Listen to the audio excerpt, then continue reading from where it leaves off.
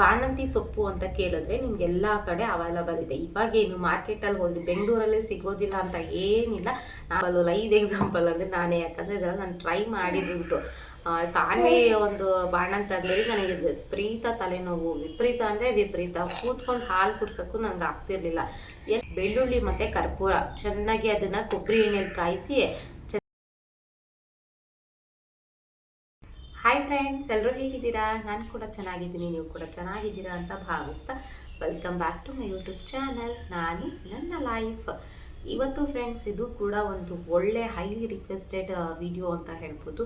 So ಎಲ್ಲ ಕೂಡ requested ಅಂತ ಹೇಳ್ತಾ ಇದ್ದೀನಿ ಅಂದ್ಕೊಂಬಿಡಿ. ಅಷ್ಟು ಕಮೆಂಟ್ಸು, ಅಷ್ಟು ನನಗೆ ಕ್ವಶನ್ಸು ಬರ್ತಾ ಇದೆ. ಸೊ ಬಾಣಂತಿಯರಿಗೆ ಸಂಬಂಧಪಟ್ಟಿದ್ದು ಈ ವಿಡಿಯೋದಲ್ಲಿ ನಾನು ಬಾಣಂತಿ ಸನ್ನಿ ಅಂದ್ರೇನು ಮತ್ತು ಯಾಕಾಗುತ್ತೆ, ಅದಕ್ಕೆ ಏನು ಪರಿಹಾರ, ಫುಲ್ ಡೀಟೇಲ್ಡಾಗಿ ನಾನು ತಿಳಿಸ್ಕೊಡ್ತಾ ಇದ್ದೀನಿ. ಸೊ ಆದಷ್ಟು ನಾನು ಈ ಒಂದು ಬಾಣಂತಿ ಸನ್ನಿ ಬಗ್ಗೆ ಆಲ್ರೆಡಿ ವೀಡಿಯೋಸ್ಗಳನ್ನ ಮಾಡಿ ಹಾಕಿದ್ದೀನಿ. ಆದರೂ ಕೂಡ ಇಷ್ಟೊಂದು ನನಗೆ ಕ್ವಶನ್ಸು ಕಮೆಂಟ್ಸು ಬರ್ತಾ ಇರೋದ್ರಿಂದ ನಾನು ಮತ್ತೆ ಡೀಟೇಲ್ಡಾಗಿ ಹೇಳ್ತಾ ಮತ್ತು ಅವ್ರು ಕೇಳಿರೋ ಕ್ವಶನ್ಸ್ಗಳನ್ನು ಹೇಳ್ತಾ ಫುಲ್ಲು ಡೀಟೇಲ್ಡಾಗಿ ಇವತ್ತು ನಾನು ಬಾಣಂತಿ ಸನ್ನಿ ಬಗ್ಗೆ ನಾನು ಇವತ್ತು ತಿಳಿಸ್ಕೊಡ್ತಾ ಇದ್ದೀನಿ. ಹಾಗಿದ್ರೆ ಫ್ರೆಂಡ್ಸ್, ನೀವೇನಾದರೂ ನಮ್ಮ ಚಾನಲ್ಗೆ ಹೊಸಬ್ರಾಗಿದ್ದರೆ ಅಥವಾ ಸಬ್ಸ್ಕ್ರೈಬ್ ಮಾಡದೆ ನೋಡ್ತಾ ಇದ್ದರೆ ಮಿಸ್ ಮಾಡ್ದೇನೆ ಸಬ್ಸ್ಕ್ರೈಬ್ ಮಾಡ್ಕೊಂಡು ನಮ್ಮ ಚಾನಲ್ಗೆ ಸಪೋರ್ಟ್ ಮಾಡಿ. ಹಾಗೆಯೇ ಈ ವಿಡಿಯೋವನ್ನು ಕೊನೆವರೆಗೂ ನೋಡಿ, ಸ್ಕಿಪ್ ಮಾಡಬೇಡಿ. ಎಲ್ಲೂ ಕೂಡ ಸ್ಕಿಪ್ ಮಾಡಿ ನೋಡೋದ್ರಿಂದ ಕೂಡ ನಿಮಗೂ ಕೂಡ ಕ್ವಶನ್ಸು ಅರೈಸ್ ಆಗುತ್ತೆ, ಸರಿಯಾಗಿ ಅರ್ಥ ಆಗೋದಿಲ್ಲ, ಮತ್ತೆ ಕ್ವಶನ್ಸ್ ಆಗ್ತೀರಾ, ಮತ್ತೆ ಮಾಡಿದ್ದೇ ಮಾಡಿರೋ ವಿಡಿಯೋ ಕೂಡ ನಾನು ಮಾಡೋದಕ್ಕಾಗಲ್ಲ. ಹಾಗಾಗಿ ಹೇಳ್ತಾ ಇದ್ದೀನಿ, ವಿಡಿಯೋವನ್ನು ಎಲ್ಲೂ ಸ್ಕಿಪ್ ಮಾಡಬೇಡಿ, ನೀಟಾಗಿ ನೋಡಿ, ಡೀಟೇಲ್ಡಾಗಿ ನಾನು ಇದರಲ್ಲಿ ತಿಳಿಸ್ಕೊಡ್ತಾ ಇದ್ದೀನಿ. ಸೊ ಮೊದಲಿಗೆ ಬಂದುಬಿಟ್ಟು ಬಾಣಂತಿ ಸನ್ನಿ ಅಂತ ಅಂದರೆ ಏನು? ಸನ್ನಿ ಅಂದರೆ ತುಂಬ ಅತಿಯಾದ ಕೋಲ್ಡ್ ಆಗೋವಂಥದ್ದು, ಅತಿಯಾದ ಶೀತ ಆಗೋವಂಥದ್ದು, ವಿಪರೀತ ಕೋಲ್ಡ್ ಅಂತ ಹೇಳ್ಬೋದು. ಸೊ ಏನೇನು ಲಕ್ಷಣಗಳಿರುತ್ತೆ, ಯಾವಾಗ ಬರುತ್ತೆ ಇದು ಅಂದರೆ ಬಾಣಂತನ ಟೈಮಲ್ಲೇ ಬರೋವಂಥದ್ದು. ಈ ಒಂದು ಸ್ಟಾರ್ಟಿಂಗ್ ಸ್ಟೇಜ್ ಏನಿದೆ ಬಾಣಂತನದಲ್ಲಿ 6 ತಿಂಗಳವರೆಗೂ ನೀವು ತುಂಬಾ ಇರಬೇಕಾಗತ್ತೆ. 6 ತಿಂಗಳು ಸ್ವಲ್ಪ ಚೆನ್ನಾಗಿ ಬಾಣಂತನ ಮಾಡಿಸ್ಕೊಂಬಿಟ್ರೆ ಯಾವುದೇ ಪ್ರಾಬ್ಲಮ್ ಇರೋದಿಲ್ಲ. ಸೊ ಈ ಒಂದು ಟೈಮಲ್ಲಿ ವಿಪರೀತ ಶೀತ ಆದರೆ ಇದನ್ನು ನಾವು ಬಾಣಂತಿ ಸನ್ನಿ ಅಂತ ಕರಿತೀವಿ. ಸೊ ಏನೇನು ಇದ್ರ ಲಕ್ಷಣಗಳು ಅಂತ ಹೇಳಿದ್ರೆ, ಮೊದಲಿಗೆ ತುಂಬ ವಿಪರೀತ ಕೋಲ್ಡು, ಶೀತ, ನೆಗಡಿ, ಕಫ, ಉಸಿರಾಡೋ ಸಮಸ್ಯೆ ಇರ್ಬೋದು, ತುಂಬ ಏರಿಳಿತ ಉಸಿರಾಟದಲ್ಲಿ, ತುಂಬ ಕಿವಿ ನೋವುದು, ತಲೆ ನೋವುದು, ಮತ್ತು ಕೈಕಾಲು ನೋವು, ಕಾಲು ನೋವು, ಮೊಣಕೈ ನೋವು, ಮಂಡಿ ನೋವು, ಈ ರೀತಿಯ ಸಮಸ್ಯೆಗಳು ಇರುತ್ತೆ. ತುಂಬ ಸಾಕಷ್ಟು ಇರುತ್ತೆ. ಮಗು ಕಡೆ ತುಂಬ ಕಾನ್ಸಂಟ್ರೇಷನ್ ಮಾಡೋದಕ್ಕಾಗಲ್ಲ, ತುಂಬ ಕಿರಿಕಿರಿ, ತುಂಬ ಸಿಟ್ಟು, ತುಂಬ ಕೋಪ, ಮಗುಗೆ ಹಾಲು ಕೂಡ ಬ್ರೆಸ್ಟ್ ಫೀಡ್ ಕೂಡ ಮಾಡೋದಕ್ಕಾಗಲ್ಲ. ಈ ರೀತಿ ಒಂದು ಸಿಚುವೇಶನು, ಬೆನ್ನೋವು, ಸೊಂಟ ನೋವು, ಈ ರೀತಿ ಎಲ್ಲ ನೋವುಗಳು ಸೇರಿಕೊಂಡು ಬಾಣಂತಿ ಸನ್ನಿ ಅಂತ ಕರಿತೀವಿ. ಎಕ್ಸ್ಪೆಷಲಿ ಉಗುರು ನೋವು, ಉಗುರು ಸುತ್ತ ಒಂದು ಏನು ಊದ್ಕೊಳ್ಳೋದಾಗಿರ್ಬೋದು, ಉಗುರು ತುಂಬ ನೋವು ಬರೋದು, ಇದು ಕೂಡ ಕಾಲಲ್ಲಿ ಕೈಯಲ್ಲಿ ಉಗುರು ಊದ್ಕೊಳ್ಳೋದು, ನೋವು ಬರೋದು, ಇದು ಕೂಡ 1 ವರ್ಷ ತನಕ ಇರುತ್ತೆ ನಿಮಗೆ. ಇದು ಕೂಡ ಬಾಣಂತಿ ಸನ್ನಿಯ ಒಂದು ಲಕ್ಷಣ ಅಂತ ಹೇಳ್ಬೋದು. ಸೊ ನಾವು ಇದು ಬರದೇ ಇರೋ ರೀತಿ ಯಾವ ರೀತಿ ನಾವು ಯಾವ ರೀತಿ ನಾವು ನೋಡ್ಕೊಳ್ಳೋದು, ಇದು ಬಂದರೆ ಏನು ಮಾಡಬೇಕು ಅಂತ ಹೇಳೋದಂದರೆ, ಫಸ್ಟ್ ನಾನು ಹೇಳೋದು, ಫಸ್ಟು ನಾವು ಬರದೇ ಇರೋ ರೀತಿ ನೋಡ್ಕೊಳ್ಳೋದು ಬೆಟರು. ಬಂದ ಮೇಲೆ ನಾವು ತೊಗೊತೀವಿ ಔಷಧಿಯನ್ನು ಅಥವಾ ಇನ್ನೇನೋ ಮಾಡ್ತೀವಿ ಅನ್ನೋದಕ್ಕಿಂತ, ಸೊ ಅದು ಬರದೇ ಇರೋ ರೀತಿ ನಾವು ನೋಡ್ಕೊಳ್ಳೋದು ತುಂಬಾ ಬೆಟರು. ಸೊ ಬರದೇ ಇರೋ ರೀತಿ ಏನು ನೋಡ್ಕೋಬೇಕು ಅಂತ ಹೇಳಿದ್ರೆ, ಇವಾಗ ಯಾಕೆ ಈ ಒಂದು ಬಾಣಂತಿ ಸನ್ನಿ ತುಂಬ ಜಾಸ್ತಿ ಆಗ್ತಾ ಇದೆ ಅಂತ ಹೇಳಿದ್ರೆ, ಮೇನ್ ರೀಸನ್ ಬಂದು ನಾವು ಅಪ್ಡೇಟ್ ಆಗಿರುವಂಥದ್ದು, ಇವಾಗಿನ ಒಂದು ಜನ್ರೇಷನ್ ಆಗಿರುವಂಥದ್ದು. ಅಜ್ಜಿ ಕಾಲದ ಏನು ಕೇಳಲ್ಲ, ಬೇಕಾದಂಗೆ ಮಾಡ್ಕೊಳ್ಳೋ ಅಂಥದ್ದು. ಬಾಣಂತಿ ಟೈಮಲ್ಲಿ ಒಂದು ಆಹಾರದ್ದಾಗಿರ್ಬೋದು ಅಥವಾ ಬೇರೆ ಒಂದು ಏನೋ ಒಂದು ಬಟ್ಟೆ ತಲೆಗೆ ಬಟ್ಟೆ ಕಟ್ಕೊಳ್ಳೋದಾಗಿರ್ಬೋದು, ಕಿವಿಗೆ ಹತ್ತಿ ಇಟ್ಕೊಳ್ಳೋದು, ಯಾವುದು ಕೂಡ ಮಾಡ್ತೇನೆ ಅಪ್ಡೇಟ್ ಆಗಿದ್ದೀವಿ. ಕೆಲಸಕ್ಕೆ ಹೋಗೋವಂಥದ್ದು, ಹೊರಗಡೆ ಸುತ್ತಾಡುವಂಥದ್ದು, ಈ ರೀತಿಯ ಸಮಸ್ಯೆಗಳಿಂದನೇ ಹೆಚ್ಚಾಗಿ ಇವಾಗ ಬಾಣಂತಿ ಸನ್ನಿ ಅಂತ ಅನ್ನೋದು ಆಗ್ತಾ ಇರುವಂಥದ್ದು. ಸೊ ಮೇನ್ಲಿ ಏನು ಹೇಳೋದಕ್ಕೆ ಬಂದೆ ಅಂತ ಹೇಳಿದ್ರೆ, ನಮ್ಮ ಅಜ್ಜಿ ಕಾಲದಿಂದ ಏನು ನಡ್ಕೊಂಬಂದಿದೆ ಅದು ಯಾವುದೂ ಕೂಡ ಸುಳ್ಳಲ್ಲ, ಅದೆಲ್ಲವೂ ಕೂಡ ನಿಜನೇ. ಸೊ ಮೇಯ್ನಾಗಿ ನಾವು ಮಗು ಆದಮೇಲೆ ಕಿವಿಗೆ ಹತ್ತಿ ಇಟ್ಕೊಳ್ಳೋದು ಮೇನ್ ಇಂಪಾರ್ಟೆಂಟು. ತಲೆಗೆ ಬಟ್ಟೆಯನ್ನು ಕಟ್ಕೋಬೇಕು, ಹಾಗೆಯೇ ಕಾಲಿಗೆ ಸಾಕ್ಸನ್ನು ಹಾಕ್ಕೊಬೇಕು, ಸ್ವೆಟರನ್ನು ಹಾಕ್ಕೊಬೇಕು, ಮತ್ತು ನಾವು ಬಿಸಿ ಊಟವನ್ನು, ಬಿಸಿ ಸ್ನಾನವನ್ನು ಮಾಡಬೇಕು. ಇದು ನಮಗೆ ಮೇನ್ ಇಂಪಾರ್ಟೆಂಟ್, ಓಕೆನಾ? ಸಾನ್ವಿ ಮಲ್ಕೊಂಡಿದ್ದಾಳೆ ಅಂತ ನಾನು ಸ್ನಾನ ಮಾಡಿದ ತಕ್ಷಣ ಬಂದು ವಿಡಿಯೋ ಮಾಡೋದಕ್ಕೆ ಸ್ಟಾರ್ಟ್ ಮಾಡಿದೆ. ಅಂದರೂ ಕೂಡ ನನ್ನ ವಾಯ್ಸ್ ಕೇಳಿ ಸಾನ್ವಿ ಎದ್ದು ಬಂದಿದ್ದಾರೆ ಇವಾಗ. ಆಗೋಯ್ತಾ ನಿದ್ದೆ? ಹಾಯ್ ಆಗೋಯ್ತಾ? ಹೋಗೋಯ್ತು ಹೋಗೋಯ್ತು.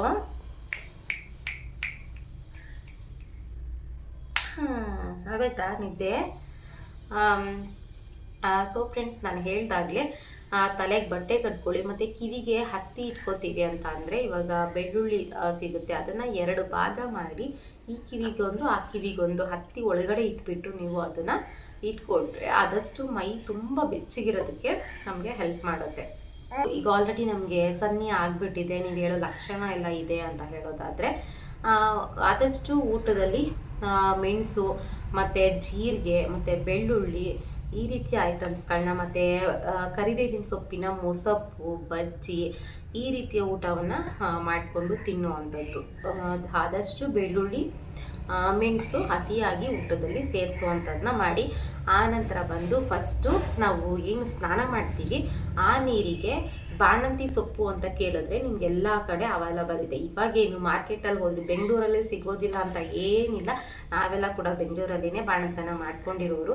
ಸೊ ನೀವು ಮಾರ್ಕೆಟ್ಗೆ ಹೋಗ್ಬಿಟ್ಟು ಬಾಣಂತಿ ಸೊಪ್ಪು ಕೊಡಿ ಅಂತ ಹೇಳಿದ್ರೆ, ಅಂದರೆ ಸ್ನಾನ ಮಾಡ್ಕೊಳ್ಳೋ ಸೊಪ್ಪು ಕೊಡಿ ಅಂತ ಹೇಳಿದ್ರೆ ಕೊಡ್ತಾರೆ. ಒಂದು ಕಟ್ಟು ಇಷ್ಟಪ್ಪ ಬರುತ್ತೆ, ಒಂದು 20 ರೂಪಾಯಿ ಒಳಗಡೆ ಅದು ಸಿಗುತ್ತೆ ಅಂತ ನಾನು ಅಂದ್ಕೊಂಡಿದ್ದೀನಿ. ನಮ್ಗೆ ಆವಾಗ ಅದೇ ರೇಟ್ ಇದ್ದಿದ್ದು. ಸೊ ಅದನ್ನು ತೊಗೊಂಬಂದು ಬಿಸಿ ನೀರಲ್ಲಿ ಎಲ್ಲ ಸೊಪ್ಪನ್ನು ಹಾಕಿಬಿಟ್ಟು ಸ್ನಾನ ಮಾಡೋದ್ರಿಂದ ಕೂಡ ಮೈಕೈ ನೋವು ಕಡಿಮೆ ಆಗುತ್ತೆ, ಬಾಣಂತಿ ಸನ್ನಿ ಕಡಿಮೆ ಆಗುತ್ತೆ. ಹಾಗೆಯೇ ಈ ಬಾಣಂತಿ ಸನ್ನಿಯಲ್ಲಿ ಡಿಪ್ರೆಷನ್ ಆಗೋದು ಇರುತ್ತೆ, ಮತ್ತು ಮಗು ಕಡೆ ಗಮನ ಕೊಡೋದಕ್ಕಾಗಲ್ಲ, ಮತ್ತು ತುಂಬ ಕಿರಿಕಿರಿ ಆಗ್ತಾ ಇದೆ ಅಂದರೆ ಇದೆಲ್ಲವೂ ಕೂಡ ನಮ್ಮ ಒಳಗಡೆನೂ ಕೂಡ ನಮಗೆ ಒಂದು ಮನಸ್ಸು ಅಂತ ಇದೆ. ಸೊ ಅದರಿಂದನೇ ಆಗುವಂಥದ್ದು ಸೆಲ್ಫ್ ರೆಸ್ಪೆಕ್ಟ್, ಸೆಲ್ಫ್ ಕಾಳಜಿ, ಸೆಲ್ಫ್ ಕೇರಿಂಗ್ ಇದೆಲ್ಲ ಕೂಡ ಮುಖ್ಯ. ಈ ಬಾಣಂತಿ ಸ್ಟೇಜ್ ಯಾವ ರೀತಿ ಇರುತ್ತೆ ಅಂದರೆ ನೀವು ಎಷ್ಟು ಖುಷಿಯಾಗಿ ಎಷ್ಟು ಲವಲವಿಕೆಯಿಂದ ಇರ್ತೀರೋ ಅಷ್ಟೇ ನಿಮಗೆ ಒಳ್ಳೆಯದು. ಸೊ ಇನ್ಯಾವುದೋ ಒಂದು ಪರ್ಸ್ನಲ್ ವಿಷಯನೋ ಇನ್ಯಾವುದೋ ಒಂದು ಮತ್ತೊಂದು ವಿಷಯನೋ ತಗೊಂಡು ನೀವು ಯೋಚನೆ ಮಾಡೋದಕ್ಕೆ ಹೋದರೂ ಕೂಡ ನೀವು ಡಿಪ್ರೆಷನ್ ಲೆವೆಲ್ಗೆ ಹೋಗ್ತೀರಾ, ಮತ್ತು ಬಾಣಂತಿ ಸನ್ನಿ ಅದೇನೇ ಆಗುತ್ತೆ. ಮತ್ತು ತುಂಬ ಡಿಪ್ರೆಷನ್ ಆಗೋದು, ಸ್ಟ್ರೆಸ್ ತಗೊಳ್ಳೋದು ಯಾವುದೂ ಮಾಡಬಾರ್ದು. ಮೇನ್ ಫೋಕಸ್ ಏನಿದ್ದು ಮಗು ಕಡೆ ಗಮನವನ್ನು ಕೊಡಬೇಕು, ಮಗು ಕಡೆ ಫೋಕಸ್ ಕೊಡಬೇಕು, ನಿಮ್ಮ ಒಂದು ಆರೋಗ್ಯದ ಬಗ್ಗೆ ಕಾಳಜಿಯನ್ನು ಕೊಡಬೇಕು. ಆಟೋಮೆಟಿಕ್ಲಿ ನೀವು ಯಾವುದೇ ಒಂದು ಡಿಪ್ರೆಷನ್ ಕೂಡ ಇರೋದಿಲ್ಲ.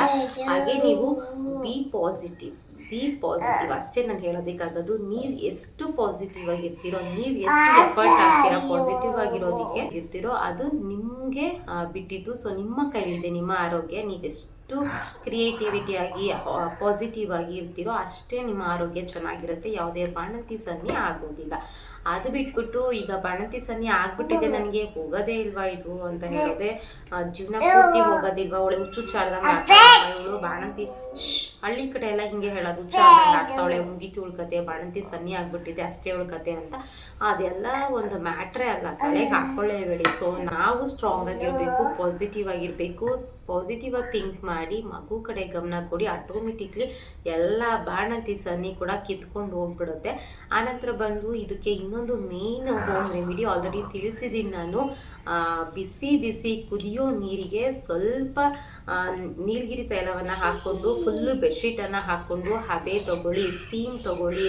ಕಿವಿಗೆ, ಈ ಕಡೆ ಕಿವಿಗೆ, ಮೂಗಿಗೆ, ತಲೆಗೆ ಎಲ್ಲ ಕಡೆ ಈ ರೀತಿ ತಿರುಗಿಸಿ ಎಲ್ಲ ನಾನು ತೋರಿಸಿದ್ದೀನಿ. ನನ್ನ ವೀಡಿಯೋಸ್ಗಳನ್ನ ಹಾಕ್ತೀನಿ, ಎಂಡ್ ಸ್ಕ್ರೀನಲ್ಲಿ ಹಾಕ್ತೀನಿ, ಮತ್ತು ನನ್ನ ಚಾನಲ್ಗೆ ಹೋಗಿ ಚೆಕ್ ಮಾಡಿ, ಎಲ್ಲವೂ ಕೂಡ ನಿಮಗೆ ಸಿಗುತ್ತೆ. ಸೊ ಆ ರೀತಿ ಸ್ಟೀಮ್ ತೊಗೊಳ್ಳೋದ್ರಿಂದ ಕೂಡ ನಿಮ್ಮ ತಲೆನೋವು 99.9 ಅಷ್ಟು ಕೂಡ ಕಡಿಮೆ ಆಗುತ್ತೆ.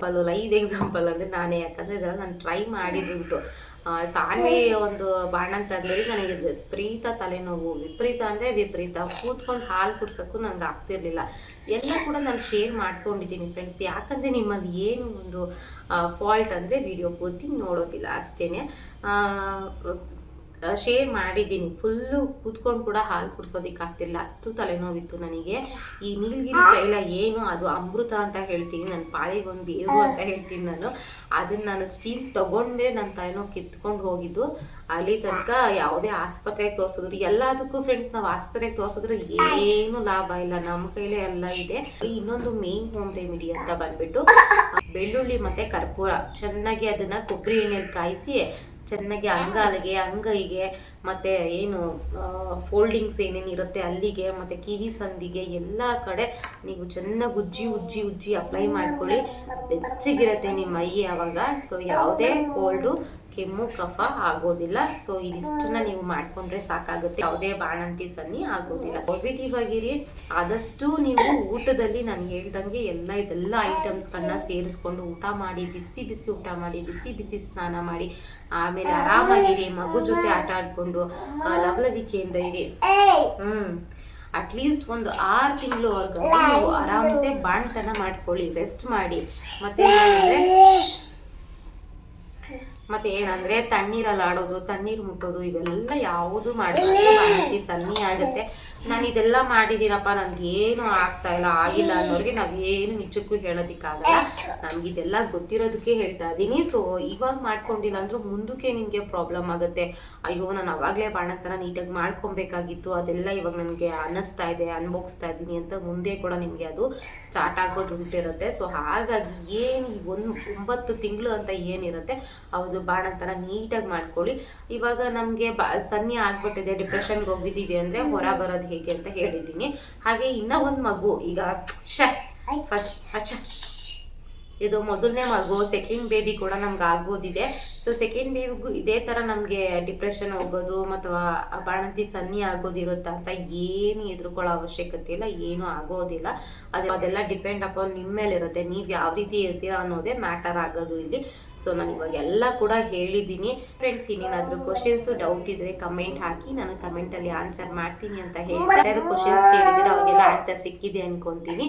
ಸೊ ಅಷ್ಟು ವಿಡಿಯೋವನ್ನು ಎಲ್ರಿಗೂ ಶೇರ್ ಮಾಡಿ, ಲೈಕ್ ಮಾಡಿ, ಕಮೆಂಟ್ ಮಾಡಿ, ನಮ್ಮ ಚಾನಲ್ಗೆ ಸಪೋರ್ಟ್ ಮಾಡಿ ಅಂತ ಹೇಳ್ತಾ ನಾನು ಮತ್ತೆ ಸಿಗ್ತೀನಿ ಇನ್ನೊಂದು ಇಂಟ್ರೆಸ್ಟಿಂಗ್ ಬ್ಲಾಗ್ ಜೊತೆ. ಅಲ್ಲಿವರೆಗೂ keep watching, keep smiling. Thank you so much friends. Love you all. Bye bye.